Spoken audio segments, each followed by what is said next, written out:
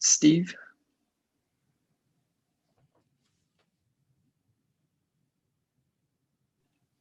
I think you're muted, Steve. All right, we'll go to Neil. Scott, close game there down the stretch. What did you see where you guys weren't able to close things out? Well, we didn't get the last rebound. That could have helped, but they made two big threes. They got a lot of firepower out there, and they put us in tough positions with Lopez rolling, so we had to protect that. Closeouts were good. Connaughton made two big threes, but we came back and had our share of looks and makes. Big play. I thought Gaff. I think we're down 2, and it's a bang play. Those are tough calls for the officials, but obviously when you look at it again and after the game, you can see that in slow motion it's different than what you see it live. But it's a good game. It was a good game. This team, for 3 years in a row now, they've had championships talent. They got everything. And we battled. They got some injuries. We got some injuries, but it was just a hard-fought game and came down to the last possession. I know you like to run the 3-center rotation. It was pretty much partitioned equally tonight. What do you think? Do you think Daniel is warranting of more playing time? Yeah.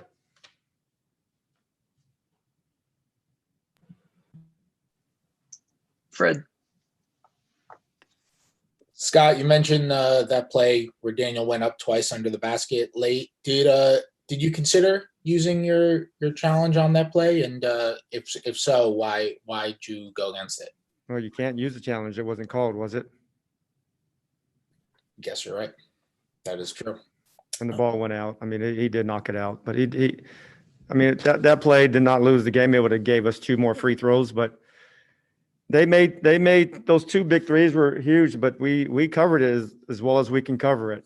And Connaughton stepped up and made 2 contested threes. And like I said, it was one thing about the group that I know, every game we're competing. We've played 20 games in a row, I think, or close to it, that either we won or it came down to the last possession of the game. And not a lot of teams can say that. Even the championship ready teams, they're getting beat in some blowouts. But we're competing, we're battling, we're not making excuses what we don't have. But like I said, this game was a great game. Unfortunately, we've been a couple of these did not go our way, but a couple of them gone our way during this stretch.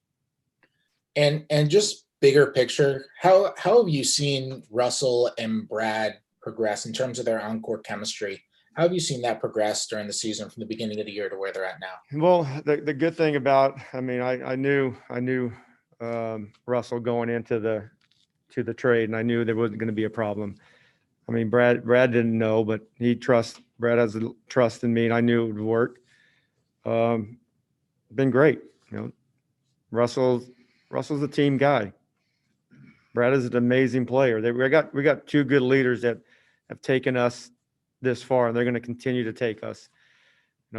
Brad's an all-star. Brad's an all NBA guy. Has a chance to lead the league in scoring. But Russell and everybody, we got a good group of guys that work hard, and we just got to keep building and play like we've done. Zach? Coach, what happened with Chandler? We know he was out for the game, but what was the injury? How did he get it? I think he bumped knees, knee to knee bump. I don't know how serious it is. I saw him icing it after the game. And obviously, without Rui, you kind of had to go by committee to replace his minutes, so your rotation was up to 11 guys tonight. Do you feel like you're gonna, have to shrink it eventually with the play-in and all that upcoming and this final stretch, or just game by game? It's game by game. We don't know. Rui's not playing tomorrow night, so everybody has to be ready and step in. But like I told the guys after the game, minute 1 is just as important as minute 48, and you can't relax. We got a lot of guys that we can move in and out of the lineup. So if you're tired, come out, and you should be tired. If you play hard with maximum effort, you should be tired. And guys, you have to be ready. Your minutes have to be hard playing minutes, and we got to do we're gonna have to do that this rest of this trip with guys out. All right. Thanks, Coach. Thank you.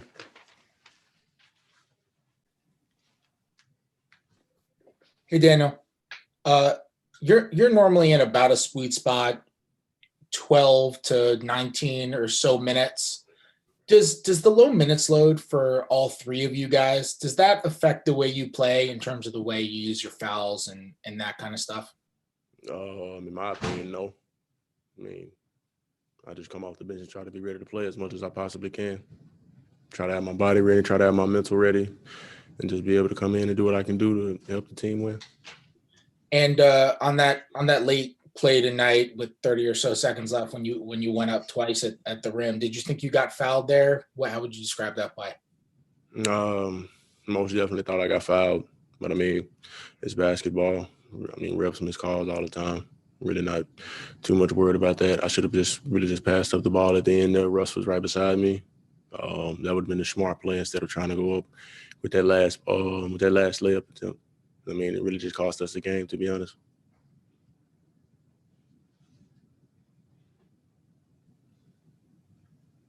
Anyone else? Yeah, I got one more.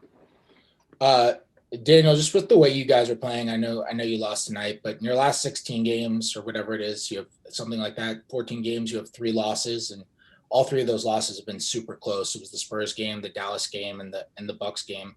How do you put that in perspective? Is that encouraging that you guys have been kind of that close, even in the games where you haven't been all the way there? Yeah, I mean, it would be great if we would have pulled through those 3 games that we lost. I mean, but at the same time, throughout most of the time of all the games that we played since I've been here, we took care of business with the wins that we have. With those 3 losses, we just came up short. All right. I think that's it. All right. Appreciate you, Daniel. Fred.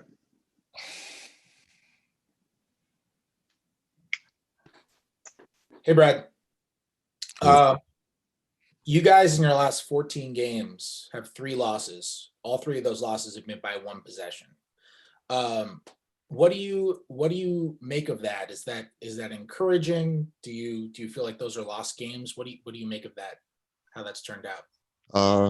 First, praise my Lord and Savior Jesus Christ for this opportunity. But honestly, I think it's a little bit of everything. Is definitely telling of the growth we've shown, and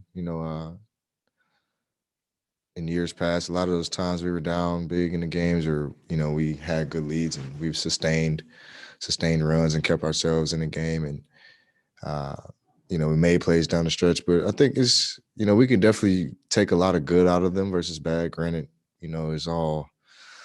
I think definitely Mavs game I always put on my shoulders because I feel like I could have closed that one out. Tonight was a little bit tough. We could have got a whistle here and there, but I think we did enough tonight to win. We made some big plays down the stretch too, and even the play Aul made and Gaff got the rebound. It was just we had opportunities. Then the other game I forget what it was, but we have.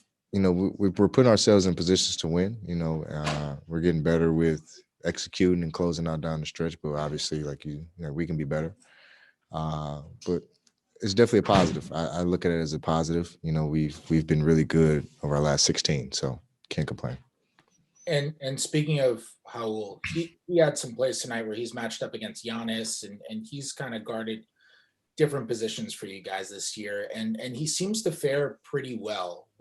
What allows him to be good in those scenarios in spite of his size? Well, I call him Wolfman. So, his name sounds like a wolf with Aul. So, we howl all night, and he just has that grit and grind and that mentality that, he's going to play hard. He's going to play tough. And I've seen him in the weight room. He can throw up some weight. So, he holds his own. He embraces his body, embraces his work ethic. And, we trust everybody to be versatile. We trust each other to, accept challenges, guard bigger guys, guard smaller guys, faster, quicker, whatever the case may be. And, depend on each other to help each other out too. Ava. Hey, Brad. You've talked so much about the energy that Daniel Gafford brings, but when he comes in late to a game like he did tonight, what kind of effect does that have on you? Do you look at him and say, like, okay, I know how to shift my offense now to kind of get us a couple more easy buckets for him? Yeah. I mean, we adjust to every big that comes in. I think all three of our bigs have something unique and different about them that they bring to the table. And we utilize them. You know, granted, it's all about coaching his feel and who he wants to go with, you know, in that moment. You know, and he went with Gaff late in the game, and Gaff, I mean, they were small. They were very small at the end of the game. And even when Giannis got his sixth, they were still kind of small. So I don't, you know, coach wanted to maybe be a little bit more athletic, switch 1 through 5, and you know, he trusted Gaff to do that. We all trust Gaff to do that.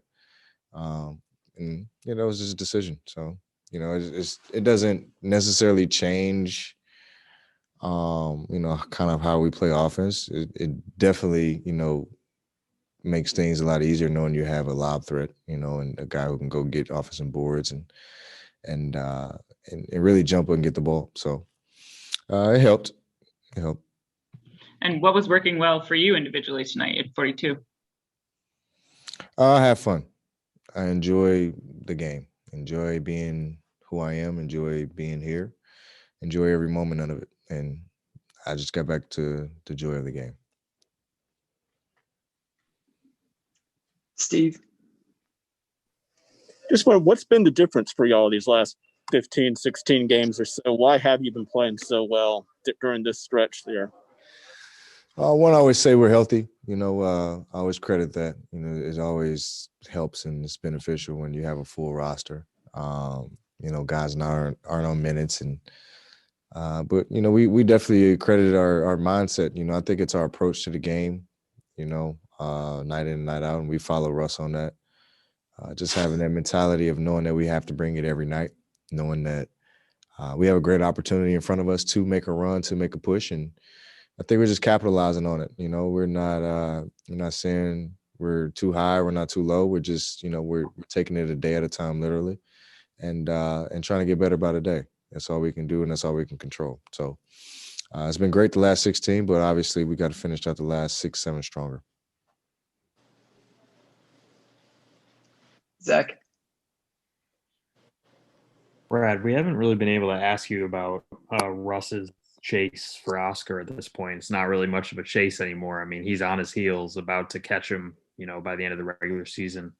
How special has it been to witness what he's done over the past, you know, couple months and just kind of have a front row seat to it? Well, I'm definitely honored that I was a part of it. I was a part of some of those assists and, you know, some of those accolades that he'll get, and to witness it and one to be on the other side of it, to see him do it night in and night out against you. That was always tough, but then, you know, to be a part of it and witness him do it, you know, for your team is on a whole new level. You know, I have a whole new found respect for him and his approach to the game and who he is as a player. And, you know, it's just a testament to who he is. You know, this was, I think when you guys mentioned it a while ago, I was saying he'll break it this year. And I think a lot of people had questions in the air whether he would, but, you know, I think that it's definitely an easy thing in the bag almost, so to speak. So, you know, I'm definitely happy that I was a part of it and I got to witness it, and hopefully for more to come for sure. All right, we'll take a couple more. Christos. Brad, you lost in Dallas with 1 point and you respond in the next game against the Pacers. Now you lost in 1 point in Milwaukee. Now you have a game in Toronto against the Raptors. How important for you is to bounce back after a tough loss like this? We don't really have a choice, Christos. You know, we play in less than 24 hours. So, you know, that's the job we have. And, you know, we can't really heckle on what happened tonight. We obviously know we wanted to win. We lost by 1. We don't do moral victories, but, you know, we can take a lot of positives out of tonight and, you know, kind of throw the bad out because there were some mishaps we had. But for the most part, we understand that Toronto is also a team trying to make a push. And, you know, so when we look at it a game at a time, we understand that, you know, they're right on our heels and they're trying to make a push too for this play-in. You know, it's our job to keep them from doing so. the way that you fight until the end of the game is a sign of a growth as a team. For sure. It's just like I said all the time, it's a matter of us being healthy and us just honestly sticking it out and figuring it out on the floor. I really couldn't tell you what game it was that it started clicking or, when it, everybody just started, playing really good together, but it clicked and we stuck with it, and I think that sign of growth definitely is embraceable. And, we definitely look at it as a positive and we just got to continue to build on it. Everybody loves to win. Winning brings great attitude. Winning brings happiness. And, that's what we've been the last month and a half, 2 months. So, we just got to continue to do that and build on it and finish strong. Last question, Neil. Hey, Brad, about your guys' photo shoot last week, where did that idea originate from? How did that all come together? My girl Sash actually brought it to our attention, and she, definitely pitched it to our team. And it was one thing that we kind of just took and ran with it and said it's definitely different. It's something that we wanted to do. We all agreed upon doing. And we see it. Yeah, we're basketball players and, we did a lot of things in the bubble last year, but, the fight for equality, for accountability, for justice, all of that is still in play, for everything that's still going on in the world. We're still in the forefront of it, so, we're just making sure that people don't forget, because it's still an ongoing fight every day. All right, Brad. Appreciate you. Thank you.